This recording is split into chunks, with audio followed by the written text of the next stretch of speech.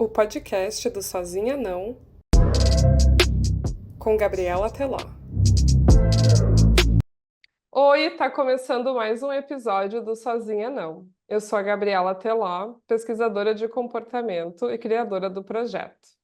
Por aqui eu bato papo com convidadas incríveis, que eu queria ser amiga, e que trazem diferentes pontos de vista sobre as pautas contemporâneas que mexem tanto com a gente. Assim, quem sabe a gente se sinta cada vez menos sozinhas e mais parte. Quem for nova por aqui, já aviso que uma das formas de apoiar esse podcast é compartilhando. Então, se tu gostar, manda para as amigas, compartilha nos canais que tu usa, que para nós já vai ser um super apoio. A minha convidada de hoje é antropóloga, pesquisadora, mãe, escritora e fundadora do Puxadinho, um laboratório de experimentações antropológicas para futuros plurais. Mestre em Antropologia Cultural pela UFRJ, atua há mais de 25 anos com impacto social e cultural, movimentos juvenis, pesquisa comportamental, visualidades e consultoria. Tem na antropologia visual, na escutativa, na antropologia reversa e nos registros de memórias, suas metodologias de criação e suporte de seu trabalho de investigação profunda das complexidades da formação dos povos brasileiros. Oi, Carol, Oi, Gabi, tudo bom? tudo bem? Mas bem agora que a gente está aqui, que conseguiu se É. encontrar. Eu falei na introdução que eu gosto de chamar pessoas que eu queria ser amiga, mas eu já viajei com a Carol. Então eu já digo que eu acho que a gente já é mais íntimas do que, né, apenas colegas de trabalho. Só isso que eu vou dizer. A gente passou por uma entrevista em profundidade. Isso. Só não foi dentro da casa da pessoa porque a gente ficou no quintal, mas foi quase na casa da pessoa. Foi. Uhum. Então, para a gente entrar no clima do episódio de hoje, eu vou ler nossa introdução. A primeira vez que eu ouvi falar na internet sobre ser mediana, eu dei essa puxadinha na memória e lembrei que foi com a Bárbara Carini, da página Uma Intelectual Diferentona. Ela estava respondendo perguntas que as seguidoras tinham feito e uma delas era sobre como ela dava conta de estudar, ser empreendedora, influenciadora, dançarina e mãe, e talvez sim outras coisas nessa lista que a gente não conheça sobre a Bárbara. A Bárbara olhou para a câmera e disse: Eu faço tudo isso, mas eu não faço tudo isso bem feito. Eu sou bem mediana em várias coisas. Quando eu escutei aquilo, eu senti uma paz que eu não saberia descrever em palavras. A segunda vez que eu escutei isso foi da Chantal, numa aula de rebolado aqui em Porto Alegre. Nesse dia, mais uma pontinha da crença: se você sabe fazer, só faça, não questione, se quebrou. No caso da Chantal, ela complementou dizendo que a saúde mental dela era mais importante do que um trabalho perfeito, e aquilo fez todo o sentido para mim. Porém, eu entendo que essa pauta tem muitas camadas. Ela envolve privilégios, relações de poder, gênero, classe, raça, autoconfiança, autoconhecimento, percepção de valor de mercado, autopercepção de valor, capitalismo e sonhos.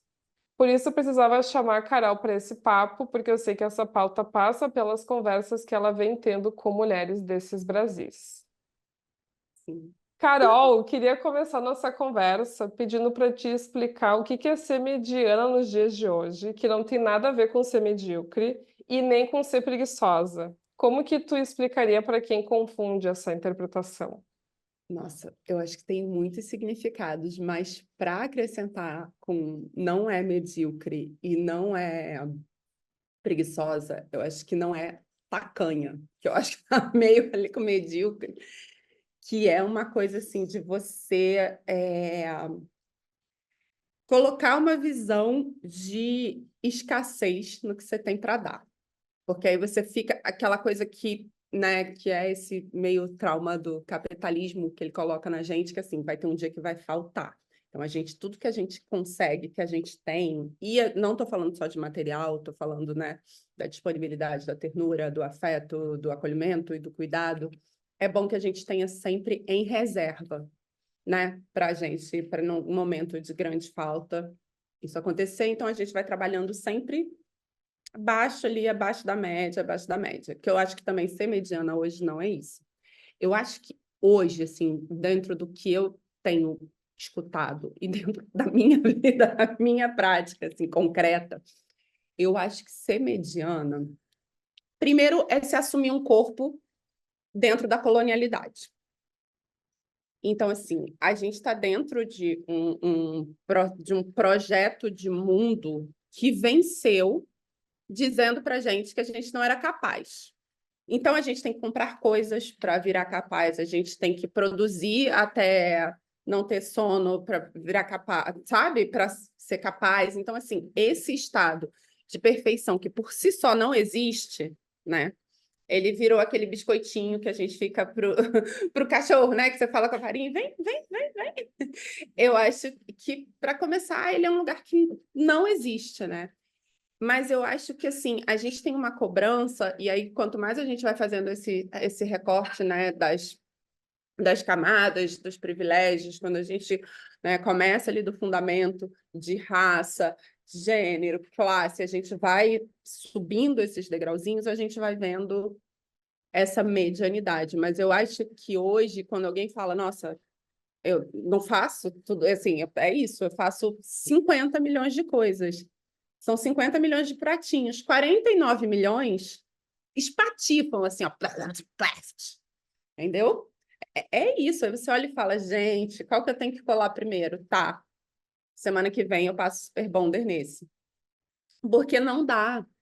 E eu acho que tem uma coisa, até nessa fala da Chantal que você trouxe, quando a gente está falando da realidade, né, de como estão organizados esses povos de margem, que é um ensinamento ancestral, que ele ficou perdido nesse moinho de moer gente do cotidiano, que é um pouco isso, a gente sempre precisa saber o que é fundamental. Então, por exemplo, eu sou filha de Exu, e para Exu, o que, assim, não existe vida sem alegria. A alegria é ali o ponto vital. Se não tem alegria, não tem Exu, se não tem Exu, não tem vida. Né? Então, você olhar e falar, gente, eu só não posso perder a minha alegria, porque aí eu perco o sonho, porque aí eu perco o sono, porque aí eu vou usando, eu vou minando lugares que são a minha base de estar no mundo. Então, a gente voltar para isso, e só o próprio verbo, né, de quando você está tentando ser, quando o mundo te diz que você é mediano, é porque você está se retirando de um lugar. Você está se retirando de um lugar que alguém te deu, que não foi você que escolheu. E você vai lá e briga, disputa esse lugar de escolher onde você quer estar. E você fala, então, não, nossa, aqui eu tô péssima, meu score do Serasa realmente. Mas olha, eu sou ótima ali na campanha tal, eu faço pesquisa muito bem, eu sou a mãe possível, muito maneira. Então, assim, pode contar comigo para várias coisas, né? E eu acho que é o que a gente vai chamando, né, das micro-rebeliões cotidianas, é a gente escolher onde a gente quer estar por inteiro e onde a gente não recebe o por inteiro. E entender que esse por inteiro é um por inteiro possível, atravessado por muitas coisas, né? Então, eu acho que ser mediana é uma tecnologia de estar no mundo nesse momento de transição. Assim, é você olhar e falar tudo isso que o sistema, a sociedade espera de mim, eu não vou ser, porque não é possível. E aí, o que eu tenho que ser? Né? E o quanto, assim, eu acho que é o tempo inteiro a gente fazendo essa matemática, sabe? Assim, e sem perder a alegria, o porquê tá aqui. Eu sei que, assim, durante a minha história, eu fui, assim, eu fiz várias escolhas que me tiraram de lugares, assim, e é muito desconfortável, tá? Tô falando isso, nossa, deixa eu anotar para fazer. É muito difícil. É muito difícil e é muito desconfortável, porque vem comparação. Vem, você está rolando a canha daquele feed, você vai ver, nossa, tá vendo se eu tivesse? Era só eu ter dito um sim, eu não podia aguentar mais um pouquinho? Não, não podia, sai daí, volta para sua realidade. Então, assim, é muito difícil, né? Porque esse lugar do ser parte, né? Como você traz na proposta do podcast, ele é muito difícil, é um mundo feito para você achar que você está sozinha, que você não tem lugar, a dificuldade que as pessoas têm de pedir ajuda umas para as outras. E, ao mesmo tempo, agora vem como novidade esse lugar de, gente, tudo conflui, tudo é interdependente. Eu lembro que em 2019 eu ouvi o Emanuele Cotta falando pela primeira vez no Ciclo Selvagem, e ele falou, então, gente, nem que a gente quisesse muito ser egoísta, isolado e tal, não ia dar. Porque dentro do nosso corpo tem uma colônia de bactérias, tem colônias de bactérias. Se a gente tira elas, a gente não sobrevive. Então, por mais que a gente queira, assim, nossa, eu sou muito egoísta, sou eu contra o mundo e tal, já faliu, né? Que é essa premissa que eu acho que hoje, assim, né, hoje, ela perpassa o nosso corpo de uma maneira muito violenta, que é essa divisão de cultura e natureza. E, assim, se você for olhar a natureza, ela é mediana no sentido disso que a gente está falando, do que é possível. A gente cria planta em casa, dentro do cimento. A planta não é feita para estar dentro do cimento, sem a luz direta, sem a chuva. E ela está lá crescendo. Por quê? Porque ela quer viver. Ela quer viver. Ela floresce, a folha secou, cai. Assim, ela se resolve no que tem. Você pega a espada de São Jorge, às vezes, né? Que o jardim, o porteiro do prédio vizinho botou ali, tu pega e enfia aquele negócio na água. Quando você vê, você tem uma floresta dentro de casa. Sabe? E aí você para e pensa 3 minutos, você fala, gente, olha o que essa planta fez para estar aqui comigo, para proteger, para estar aqui do meu lado. Então, assim, se a gente olha 3 minutos, a gente entende que a gente não está sozinho, isso baixa um pouco a nossa. E traz essa sensação de alegria, eu acho, um pouco mais para o presente. Porque, assim, é, uma vez eu li um post da Annelise Assunção, que ela falava sobre transformar o ordinário em extraordinário. Assim, é muita coisa. Sabe? É o mundo como a gente conhece acabando. É tudo acontecendo. E aí é isso, é olhar para a comida e falar, gente, que delícia, eu amo tomate. Eu amo tomate. Estou comendo tomate hoje. Sabe? Assim, tipo, agora eu estava vindo para cá e aí eu passei no pé de uma árvore, tinha uma oferenda de herê, vários docinhos e tal, blá, blá, blá. Eu falei, caramba, eu tô com a minha câmera na bolsa. Uau, que legal que hoje eu tô com a câmera na bolsa. Peguei essa cena. E assim, eu acho que quando a gente fala de trazer a contracolonialidade para o nosso corpo, é perceber que abrir, gente, boletos e entregas, ter conseguido clicar a oferenda de herê é assim, mas isso precisa entrar aqui. Isso precisa entrar no registro do meu dia. Isso precisa entrar no registro do meu corpo sobre aquele dia, sabe? Então, assim, eu acho que ser mediana é sabe, é você fazer um marco e você falar assim, tá, tem tudo isso aqui, mas isso aqui vai ter também. Isso aqui eu vou catar um espaço para isso aqui, né? Então, para mim, ser mediana está nesse lugar de você traçar o seu diálogo possível com a vida. E eu acho que isso, quando a gente está nesse momento do mundo, a gente está falando muito sobre qual autonomia é possível, sabe? Para todos os corpos. Daqui da onde eu estou, qual é a autonomia possível? E eu acho que também tem uma coisa na antropologia que eu pratico, eu sempre falo, porque tem uma coisa que eu na antropologia as pessoas falam, eu não sei aonde você leu isso. Pois é. Eu só peguei as ferramentas e dei uma inventada, mas assim, que é a partir do momento que você tem um insight, um aprendizado que você acha que contribui para a contracolonialidade, é você espalhar isso, sabe? Seja quando você educa seu filho, assim, eu tenho filho de 16 anos, todo dia ele acha que ele chega em casa achando que o mundo está radicalmente contra ele. Boa parte, ele não está errado porque é o que ele vê, é o que ele experiencia enquanto adolescente negro no subúrbio do Rio de Janeiro. Mas, do outro lado, eu tenho que sentar e falar, olha, então, mas aí o que é possível da gente construir que seja o seu lugar de dizer quem você é dentro dessa possibilidade?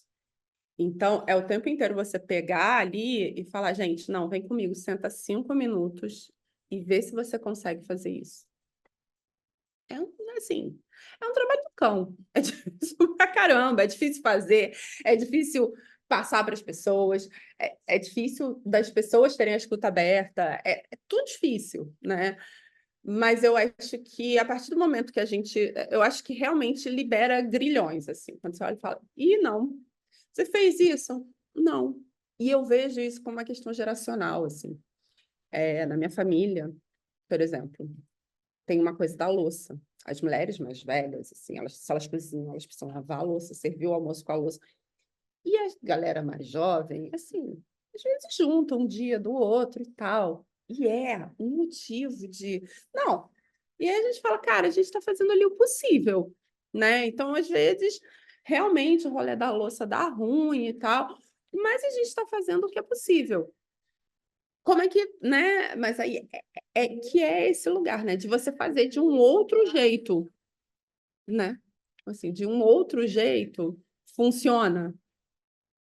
Então, acho que é um pouco isso a resposta, porque é isso, né? É um conceito que Sim. Mas eu a queria gente está saber a tua criando. perspectiva A e gente sabendo está que ela. criando agora. Não, e ela tá durando hoje enquanto estamos gravando. Amanhã talvez a resposta já seja outra. Porque é isso. É isso. Uhum, É uma tecnologia mesmo de você. E eu acho que o mediano, ele tira. Não que ele tira, né? Liberta a gente. Mas eu acho que ele traz uma coisa que, assim, a gente está muito, né? Pelo menos aqui onde eu estou, a gente está muito falando sobre tecnologias de sobrevivência. uhum. Pode ser dentro do espaço de trabalho, pode ser, né, a cura geracional da família, pode ser em muitos lugares, e a gente fala em tecnologias de sobrevivência. Eu acho que ser mediana pode ser uma tecnologia para você viver, sabe?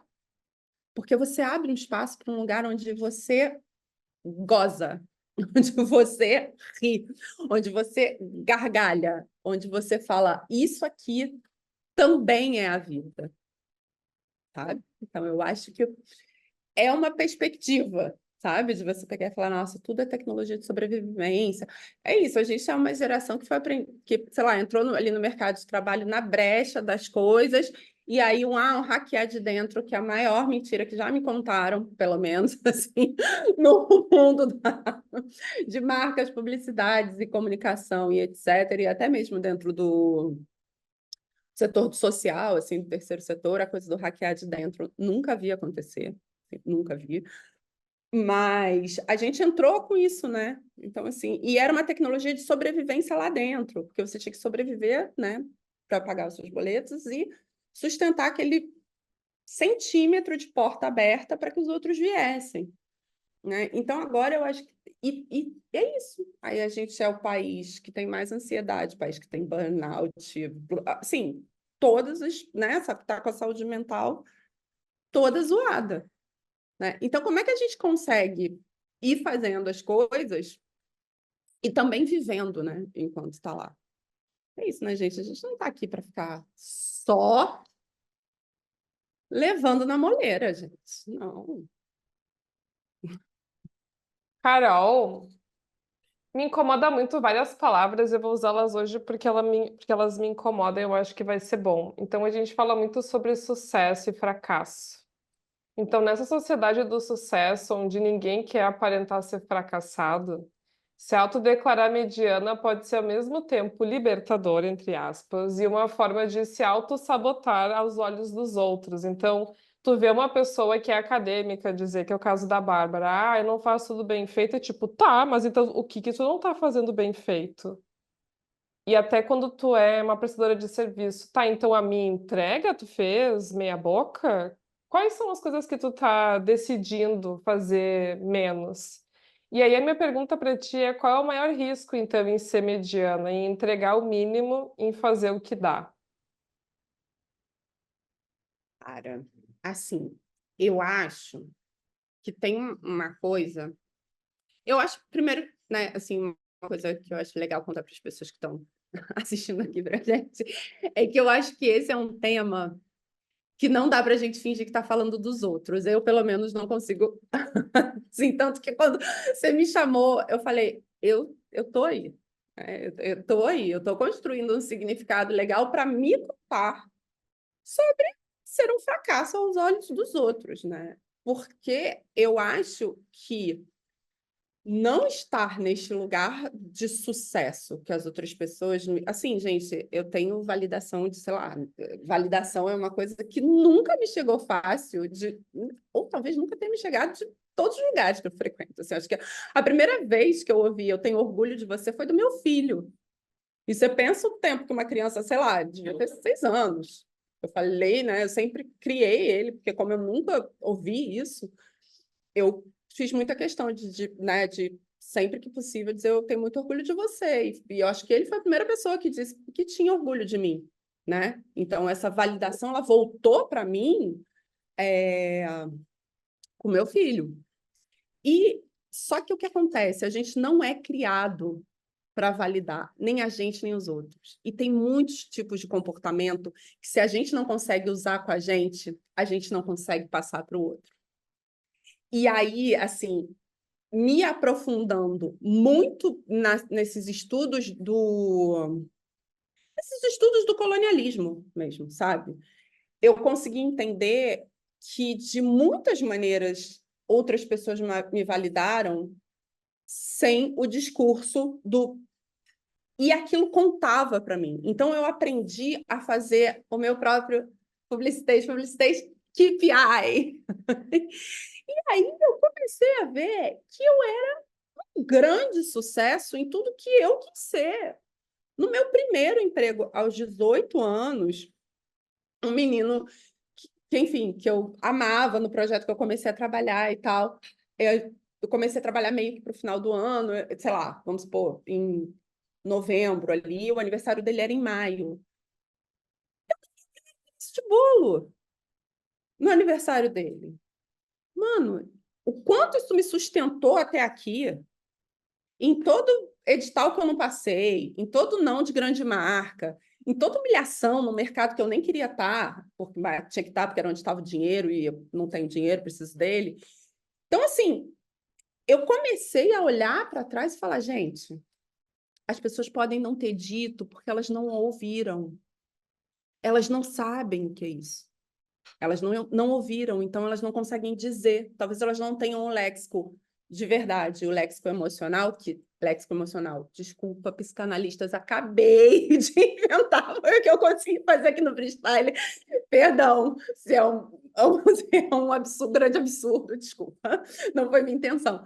Mas, assim, talvez as pessoas nem saibam o que é validação e o quanto isso importa, né? E o quanto isso está ligado. Então, eu voltei, eu falei, não, não, não, olha só, gente, eu tenho um pacto comigo. A minha felicidade é inegociável. É inegociável. Eu não vou ficar triste. Não vou ficar triste. Eu já entendi que todos nós somos escravos do papel pintado e sem ele nada acontece. Demorei muito tempo para entender. Aceitei. Garganta. Aceitei. Mas tem coisas que ele não vai me levar.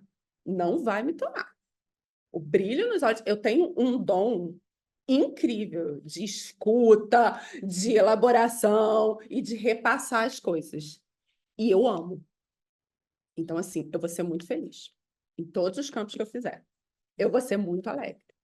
Eu vou criar conexões com as pessoas. Se me derem 5 minutos e 3 mariolas, com 5 minutos e 3 mariolas, eu vou criar conexão verdadeira e vou dizer para essa pessoa, vou fazer questão de falar que a existência dela na Terra é preciosa. E aí eu quero ver.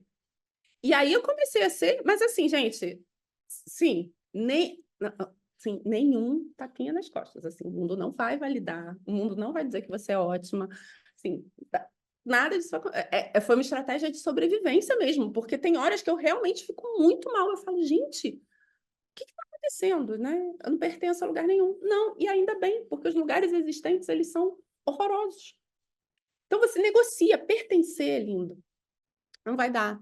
E esse lugar de sucesso é esse lugar que não deixa ninguém pertencer, porque o sucesso, ele tem cor, ele tem raça, ele tem gênero, ele tem conta bancária. Não tem, assim, precisa de muitas gerações para eu alcançar ele. Não tem, não é? E para mim, sucesso não é isso, sabe?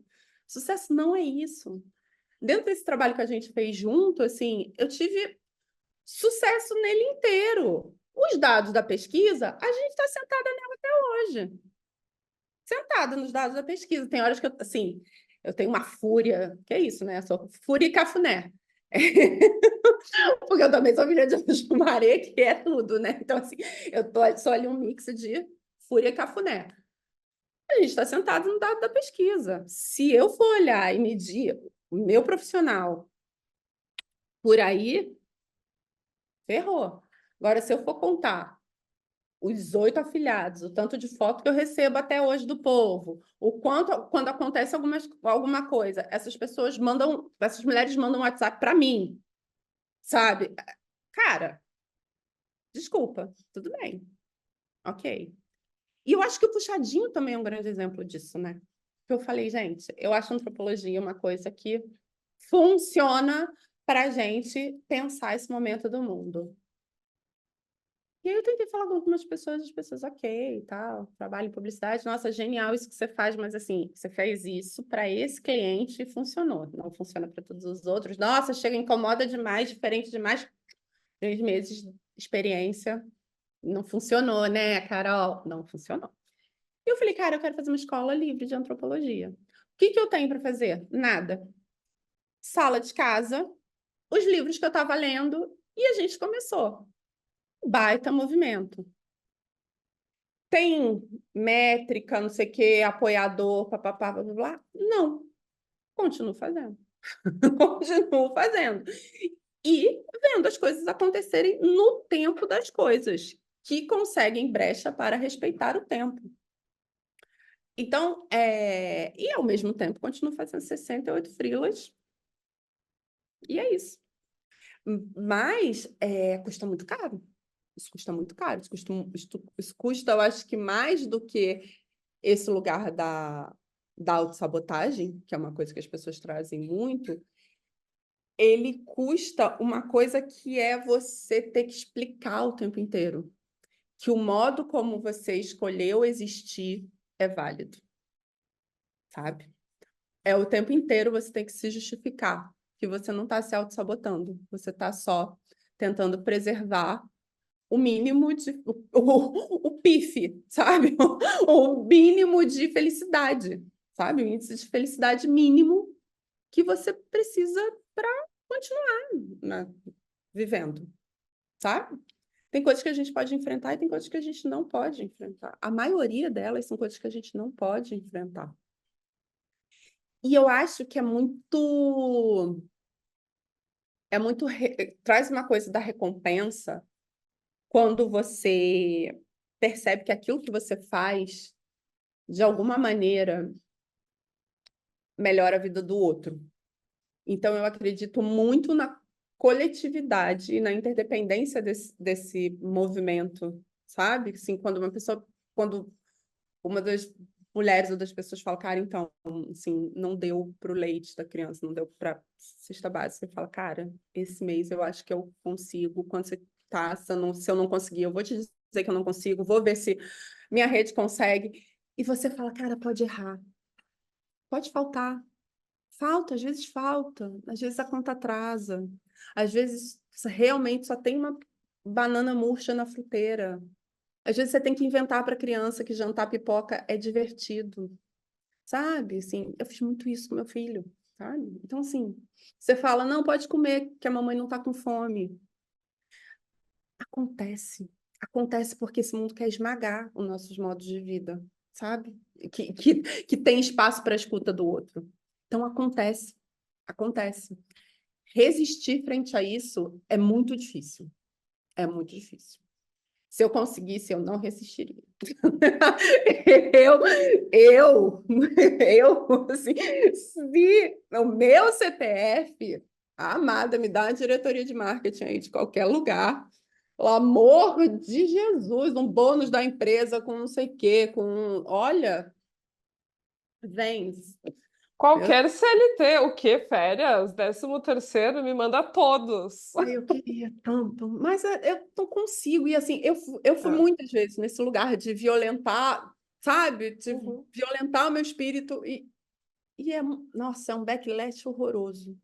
Mas, assim, é isso, é sem julgamento. Quem consegue fazer é a maneira de estar no mundo da pessoa e o que ela consegue fazer, sabe? É que eu não consegui. Eu não consegui. É claro que tem muitos dias, de 30 dias de um mês, 23 eu olho, por que você tem esse gênio? Sabe? Por quê? Por quê? Ai, mas nos outros 7 eu tô gargalhando loucamente, sendo assim, tipo, ainda bem que eu me respeitei. Mas é isso. Ah, É isso. muito bom. Eu não consigo não pensar no assunto ser mediana sem conectar com o oposto, que foi uma coisa que a gente conversou já um pouquinho, que é esse rolê de ser perfeita.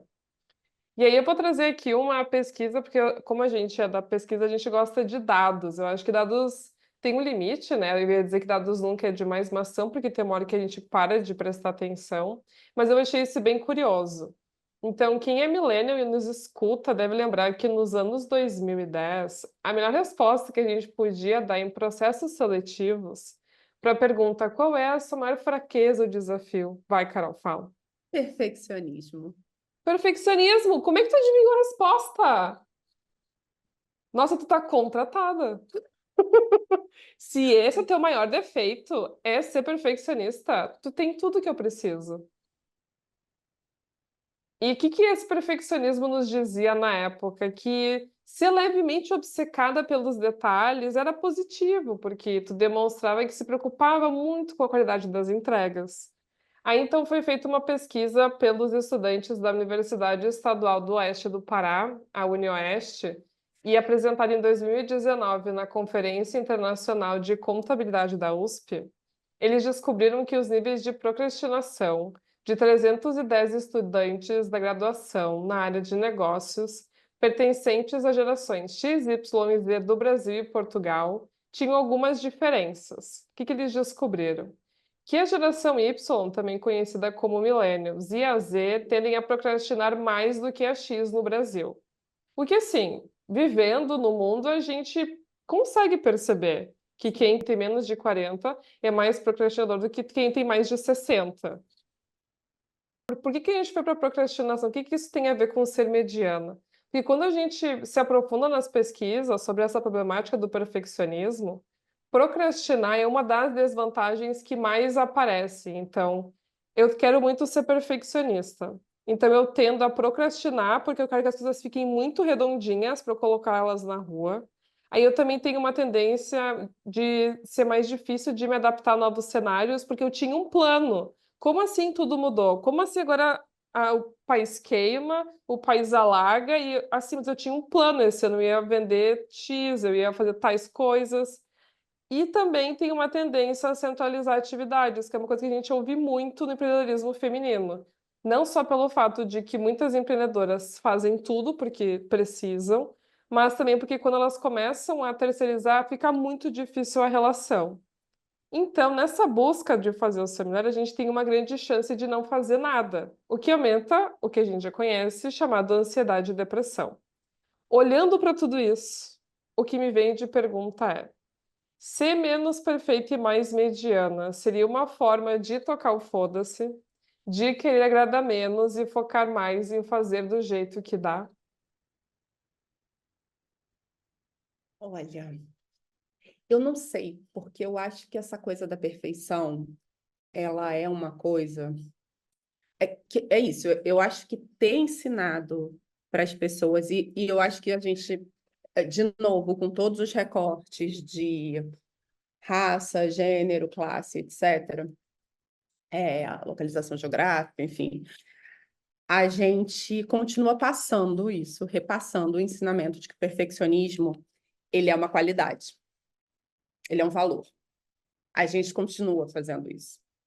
Então, a gente precisa lidar com isso muitas vezes. Se a gente pensa que a gente superou isso, a gente leva uma rasteira no meio do caminho e é super frustrante.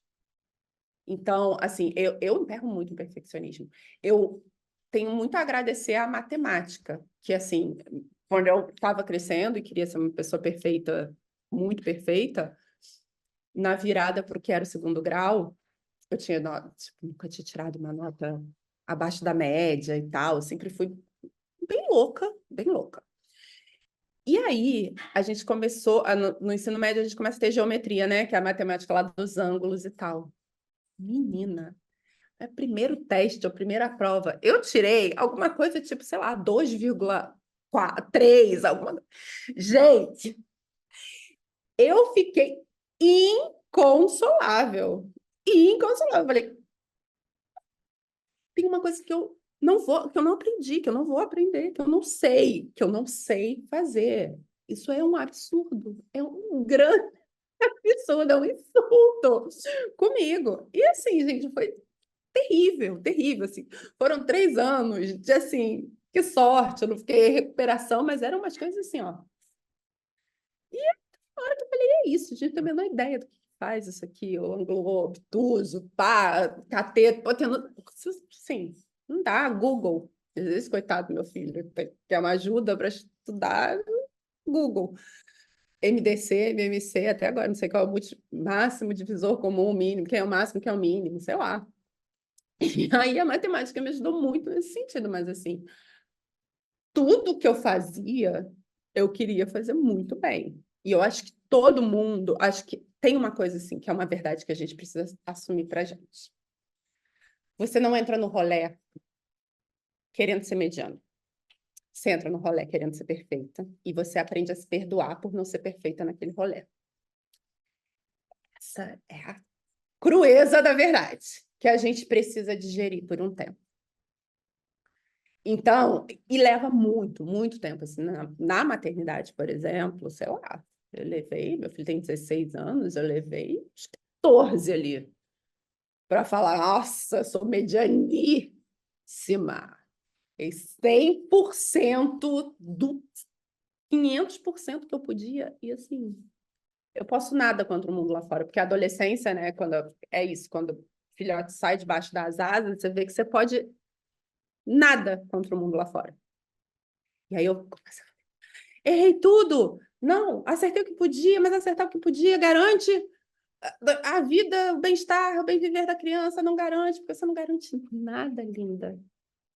Você não garante nada, nem você garante. Né? Quem dirá uma outra pessoa.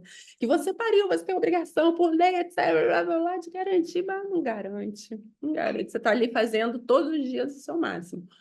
E aí você precisa, eu acho que ainda tem, eu acho que ainda tem, não sei se a gente vai conseguir, e também não sei se é uma solução, a gente inverter, fazer do mediano um valor e do perfeccionismo um defeito, porque eu acho que a gente entra numa briga, numa disputa de narrativa, que o esforço que a gente vai fazer para combater essa narrativa ele vai gastar tanto tempo da gente, e falando nisso agora, assim, ao vivaço, eu pensei na Brené Brown, que falou super sobre isso, né? Que tem uma carreira falando isso, sobre a vulnerabilidade, sobre a vergonha, sobre o ser imperfeito e etc. E eu acho que, assim, é um trabalho, é uma disputa de narrativa, eu li todos os livros e tal, mas é muito longe da realidade do Sul global. Conseguir absorver tudo isso, né? Conseguir absorver e ter a possibilidade de colocar em prática no seu dia a dia.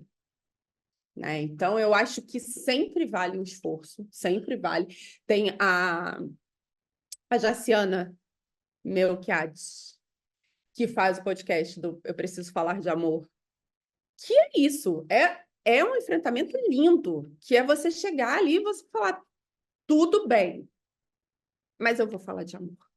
Eu vou falar de amor, amor mesmo, assim, amor por você, como eu coloco o amor no meu dia a dia, eu vou compartilhar isso com você, né? Então, eu acho que tem muita coragem, é muito necessário, mas eu acho que a força, né? Se a gente pegar toda a força da gente que acredita nisso, colocar nessa disputa de narrativa, eu não sei se é a melhor estratégia, de verdade. Porque, assim, é muito forte a crença no perfeccionismo como valor e no possível. A gente tem uma... Eu acho que a frase da Annelise, ela me pega tanto, né, de transformar o extraordinário, o ordinário está dentro, né, na palavra, extraordinário, já está ali, né, assim, e pega o que é ordinário, o que acontece todo dia, sei lá, eu tô aqui na minha mãe e ali tem umas árvores imensas, assim, então tô dentro de uma caixinha de cimento, mas tem árvore ali fora, sabe? Então, tem coisas que são muito bonitas, né?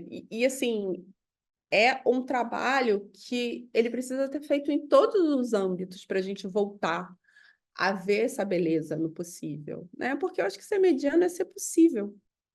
Só que a gente idealiza o outro, a gente idealiza o trabalho, a gente idealiza o relacionamento, a gente idealiza o nosso corpo. E esse idealizar, eu acho que ele é uma das ferramentas mais violentas, assim, do capitalismo e da, como diz o Schopenhauer, né, do mundo da mercadoria, assim. Porque o idealizar, ele diz pra gente que a gente vai ficar a gente precisa comprar coisa eternamente, né? A gente nunca é suficiente. A gente vai sempre precisar comprar coisas, né? Assim, é muito cruel isso, né? Então, eu acho que o possível, ele volta para um autoconhecimento de verdade, de você olhar a sua posição no mundo e falar, é isso, não, isso eu não vou conseguir fazer.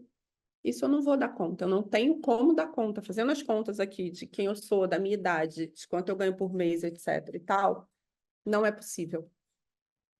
Mas quando uma coisa, e eu acho que isso, assim, não há professor melhor do que Exu. Se tem um não é possível, é porque tem um possível.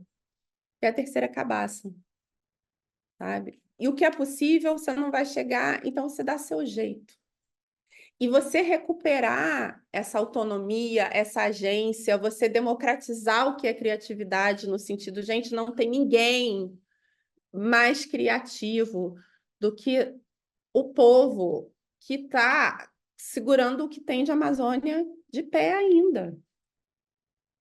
Isso é muito mais criativo do que a embalagem de sei lá o que ganhou o prêmio de sei lá onde, de sei lá quem.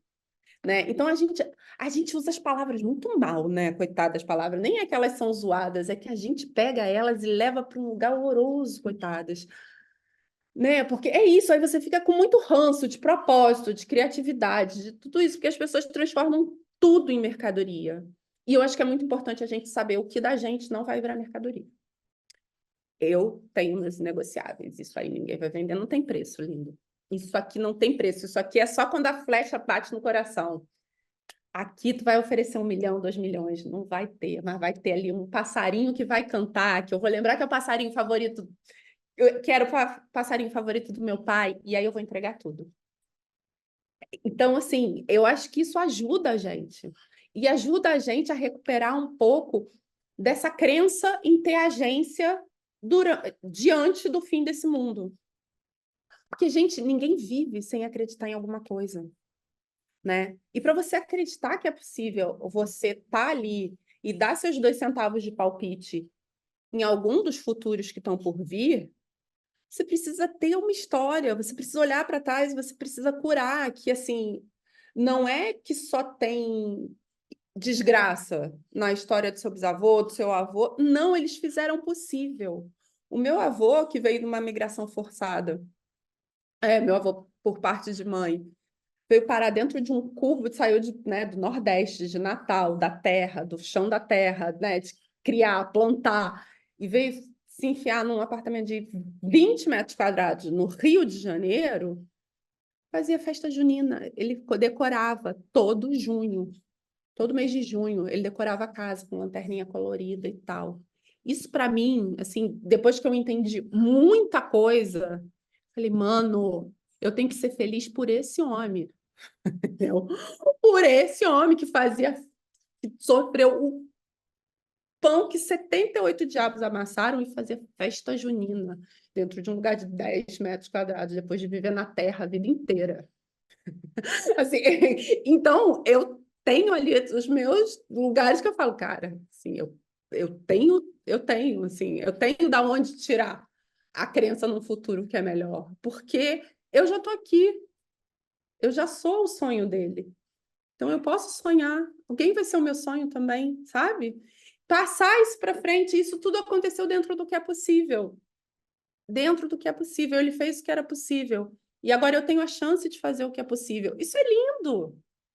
Isso é lindo, sabe? Eu olho às vezes na frente do caos e falo, cara, a vida é muito minha amiga. A vida é muito minha amiga. Mesmo quando tá tudo muito, muito zoado, ela deixa uma frechinha ali, ó. Ó. Aí eu falo, reconheci, reconheci. Tu é maneira pra caramba, reconheci, reconheci. Tô meio mal hoje, mas eu reconheci. Obrigada por mais essa chance. Eu acho que você entender isso te salva de muita coisa. É uma boia mesmo. Não é uma questão. Eu acho que talvez falando durante 100 minutos, eu talvez tenha conseguido formular uma resposta que é assim. Eu acho que talvez mais importante do que pleitear esse lugar da medianidade como um valor, né, contrapondo ao perfeccionismo, seja conseguir incorporar isso, colocar isso dentro das pessoas. Essa sensação, é que ela se torne uma sensação apaziguadora, não frustrante, né? Eu acho que desenvolver e pensar em maneiras de fazer isso, em maneiras de dizer, gente, é o possível, olha aqui, sabe? Tem uma pessoa pensando em construir um foguete para fugir da Terra. Olha para isso, sabe? Então, assim, vai cuidar do seu jardim, sabe? Vai ler Ailton Krenak, Nego Bispo, sabe? Assim, não tem, esse mundo que está posto, não tem lugar para gente. A gente, né, eu acho que esse movimento de a maioria do mundo é margem, tem um centro muito pequenininho, é isso. A gente vem para a margem e a gente cria o que é possível. Tudo que a gente vê hoje de modelo, acho que de qualquer coisa, não nasce aqui, é apropriado aqui, né? Porque aqui as tecnologias de apropriação não são tecnologias de criação. Não são, gente. O que as pessoas chamam de criação dentro de empresa, agência, dentro de lugar como dinheiro, não é departamento de criação, é departamento de apropriação. Lá vou eu perder mais 68 filas nesse momento, que eu posso a beça. Mas, enfim, não é. Não é. Não é. As pessoas olham coisas que chegaram de alguém que se apropriou. Quem está criando está lá no Quilombo Manso, em Minas Gerais. Está lá no Quilombo das Crioulas de Manaus. Não está na Faria Lima. Não está. Assim, eu ia falar um palavrão, lembrei, não pode. Não está. Assim, não tá. O que essa pessoa faz é botar um nome em inglês, é criar uma tecnologia inacessível para as pessoas, é transformar isso num produto caro. Desculpa, essa criação, nada.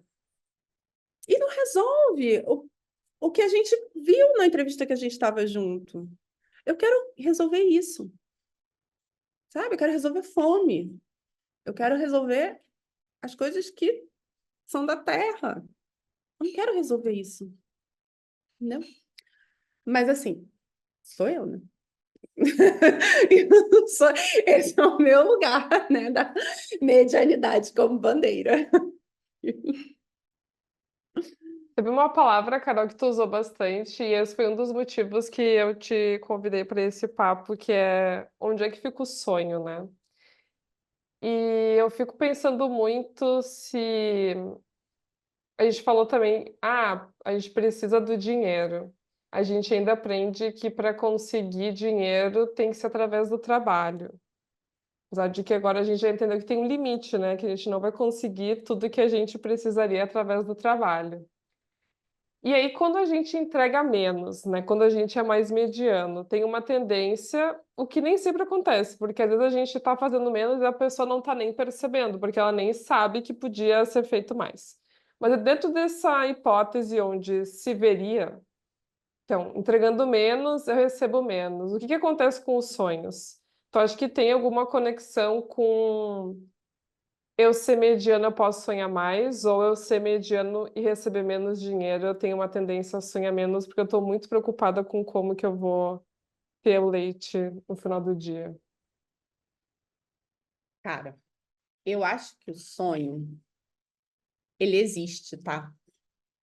Ele não tá, não é da nossa capacidade classificar o sonho. Eu acho que é da nossa capacidade lidar com o sonho. Ele existe e ele é imenso, porque por natureza o tamanho do sonho é imenso. Assim, alguém que não sonha não está vivo. Então, o sonho, ele está ali. E aí, eu acho que a crueldade acontece no caminho entre você e seu sonho. Acontece no quanto a gente é ensinado a entender que o sonho é algo fora da gente. O sonho é uma dimensão da realidade, o sonho existe. O que a gente sonha já existe, existe. O sonho é uma dimensão da realidade. Perder isso, e aí falando um pouco desse território, dessa terra mesmo que hoje a gente chama Brasil, perder isso, né? Quando a gente pensa no começo, com os povos originários e no pós-invasão ali de 524 anos, foi uma das armas de eliminação em massa do nosso potencial de, apesar de tudo, construir alguma coisa possível, assim. Porque não existe assim o que a gente veio para a beleza, a gente veio para o sonho. O sonho é a bússola. O sonho é a bússola da pessoa. O sonho é a sua bússola. Sim, quando você desvincula, né? Quando você se separa do sonho, ali você cindiu você é como se você se tirasse um sentido. Você se tirasse uma das suas capacidades de perceber o mundo. Porque o sonho, ele é essa capacidade de você olhar o mundo e de você classificar o mundo. Porque aí você entende se aquele espaço conversa com seu sonho ou não. O quanto ele conversa. O quanto eu posso negociar do meu sonho aqui. O quanto eu não posso negociar do meu sonho. E o spoiler o sonho não negocia. Quem negocia é a gente. Né? A gente criou um mundo onde a gente precisa negociar os nossos sonhos, que são a nossa essência de vida. Então, a gente precisa lidar com isso, né? Mas o sonho, gente, o sonho é da ordem do mágico, é da ordem do mistério. Ele está num lugar que, assim, a gente a gente dá oi sonho, é tudo que a gente pode. Não depende da gente ali, ele é completamente autônomo, sabe? E aí é muito violento e muito cruel ser arrancado disso, né? E lidar com isso. Então, eu acho que ter que colocar o sonho na ordem do que a gente faz conta, mano, deu até uma pontada no estômago falar essa frase, sabe? Porque é de um absurdo. Eu fico muito furiosa, quando alguém quer colocar em cifrão o meu sonho tem cifrão, tá louco? Você que inventou esse negócio que põe uma folha na máquina e tem um número e isso governa a vida. Não tem nada a ver com isso. Nada. Nada a ver com isso. Essa ideia não me pertence. Tem nada a ver, não concordo, não gosto, não queria. Nada a ver com isso. Cifrão no meu sonho não vai acontecer. Entendeu? Mas, assim, é muito violento, porque é uma violência. É uma violência. Você se apartar da dimensão do sonho é uma violência. E isso eu não estou falando só do sonho no sentido do, do mais, assim, né? O Siddhartha fala disso. O sonho é uma mágica que a gente faz quando a gente dorme. É o nosso poder mágico ali acontecendo, nosso inconsciente, a gente percebendo o quanto a gente tem de receptores de mensagens que vão além dos 5 sentidos que a gente aprende na escola e que a gente cresce achando que um negócio desse tamanho tem 5 jeitos de, né? Tem 1,70 m de altura e tem 5 jeitos de perceber o mundo. A gente é bem doido também, né? E aí, assim, essa coisa de tirar o sonho da pessoa, né? A pessoa é sonho, gente. A pessoa, o sonho é meio que o coração da pessoa, é o que define pessoa, né? Assim, o sonho. Então, eu não sei responder porque eu nem consegui entrar na lógica dela, essa é a verdade.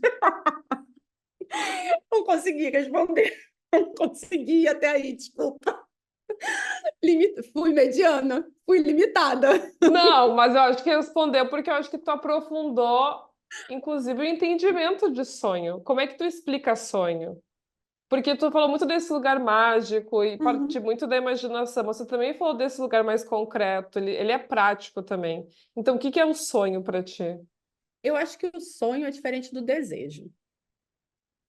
Porque aí eu acho que tem esse lugar que, sei lá, quando a gente fala sonho de consumo, eu acho que a gente está falando muito mais de desejo de consumo, né? O sonho, para mim, ele está num outro lugar, assim. Eu lembro uma coisa, um ensinamento que me norteia até hoje, que foi nesse mesmo ciclo selvagem que eu ouvi o Emmanuel Cotta falar, que foi alguém que foi, assim, foi toda a conjuntura da situação foi muito ótima. A pessoa assim, eu sou fulana, não sei o quê, mestre em doutor em pelo não sei onde, não sei onde, não sei onde, e eram pesquisadores indígenas que estavam respondendo sobre a... Eles estavam tentando criar um manejo de extração de óleo essencial. Pesquisadores Runiqui, do Acre, enfim, que trabalhavam em parceria com a universidade, eles estavam dentro da universidade, enfim, essa pessoa tinha muitas credenciais de universidade e perguntou, como é a sua metodologia de pesquisa? E aí ele respondeu, sonho, dieta e pessoa. Porque o sonho é que direciona tudo. É no sonho que a natureza vem e me diz para que eu existo, para que o meu corpo vai servir, vai devolver para ela a mágica de eu estar vivo. Dieta é porque tudo que entra em contato com o meu corpo precisa deixar o meu corpo pronto para receber esse sonho. E pessoa é porque tudo isso que eu aprendo eu preciso entregar para minha comunidade de volta. E isso passou a ser a minha metodologia não só de pesquisa, mas de vida. Falei, eu nunca vi, assim, eu li muitos livros de metodologia de pesquisa. E, assim, nenhum é tão maravilhoso quanto isso. Porque é isso, assim, o sonho é essa bússola, esse mapa, esse lugar que, assim, se você não tem um sonho, você nem está mais aqui, né? Você já foi. Assim, perder o sonho é perder o fio da vida, gente. Então, acho que o sonho, ele é um mapa. O sonho te diz o que você está fazendo aqui. Tá? E eu acho que talvez as pessoas não saibam o que elas estão fazendo aqui porque elas perderam os sonhos. Né? E eu acho que tem muito também o que o Schopenhauer fala, né? O Yanomami fala, que loucura, a gente acha que sonho, a gente só tem a capacidade de sonhar sobre a gente mesmo, né? A gente não abre esse lugar, até o sonho a gente conseguiu, né? Quando a gente sonha, tem lá a gente. Não é a gente, mas a gente sabe que é a gente, sabe? E aí a gente, às vezes, fecha esse canal de comunicação com os ancestrais, com as naturezas, com as coisas que a gente não conhece, né? Então, eu acho que hoje o sonho... Nossa, vou falar uma coisa meio polêmica agora. Eu acho que o sonho é o lugar que a colonialidade vem almejando, porque ele é o que mantém a gente vivo, é o que mantém a gente em estado de rebelião ainda, apesar de tudo.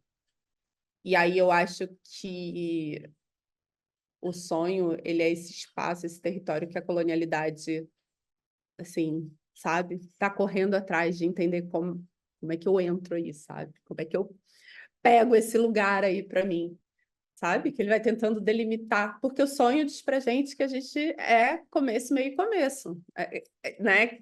Que a gente também é da ordem do mistério, a gente também é da ordem do imprevisível. E que é tudo que o capitalismo quer que a gente jamais chegue perto, né? Capitalismo, colonialismo. Então, eu acho que é esse espaço de cobiça hoje, né? Eu acho que o sonho que a gente vem mais vem mais vendo hoje em dia sobre o sonho, talvez seja esse espaço de cobiça da colonialidade, sabe? Esse espaço de cobiça mesmo do capitalismo. Como é que eu chego e como é que eu dreno a sua capacidade de sonhar? Mas eu acho que falando de individualmente, assim, do que é o sonho, né, para a pessoa, eu acho que o sonho é como um coração, sabe? Assim, o coração tá ali bombeando sangue e o sonho tá bombeando ali o seu fio de vida. Carol, quem quer ficar mais pertinho de ti, quer participar do Puxadinho, quer ouvir essa tua palavra espalhada, por onde que as pessoas podem te acompanhar? Então, tem o Substack, a newsletter que é o Substack puxadinho. Tem a plataforma do Zuki, que é isso. Ainda estou tentando entender o que aconteceu com aquela loucura daquele algoritmo. Não sei, mas eu ainda estou lá. Eu estou lá, assim, lá dá para me achar, dá para entender quando é o próximo, as próximas atividades do Puxadinho e tal, o que eu tenho feito. E aí tem o Carol underline Delgado e o Puxadinho underline do underline. E aí, gente, a coisa mais legal é café. Assim, sabe? Vamos marcar um café. A coisa mais legal é bem aqui. Cara, quando fala assim, eu tenho uma turma que eu queria que você falasse. Putz, enfiou criança e velhinho. Eu tô indo agora, tô saindo agora, a pé, para ir. Assim, então, essas são as dicas. Quem quiser me seduzir, já sabe as dicas. Café, criança e velhinho. Adorei, já sei como que eu vou te fazer para Porto Alegre.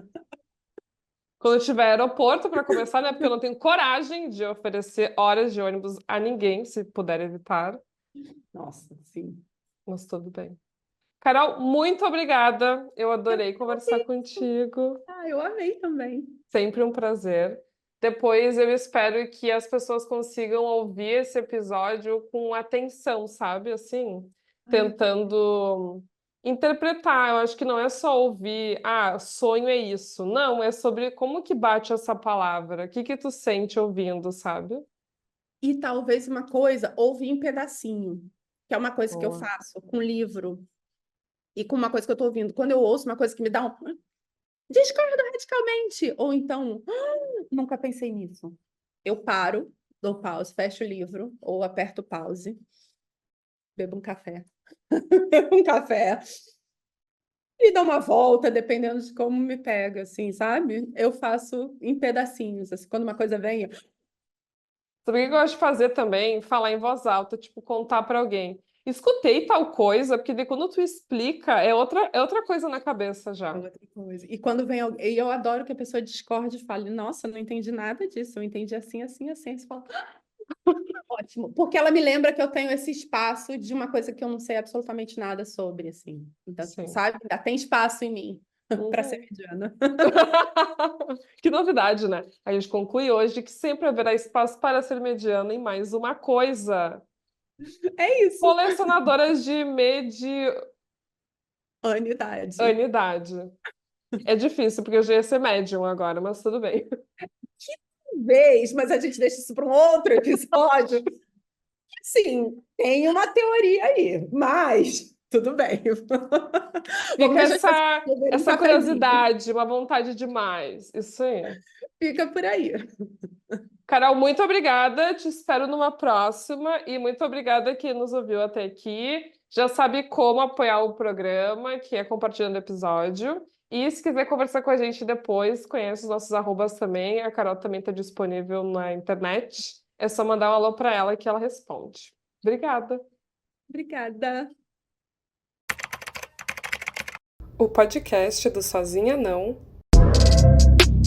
com Gabriela Teló.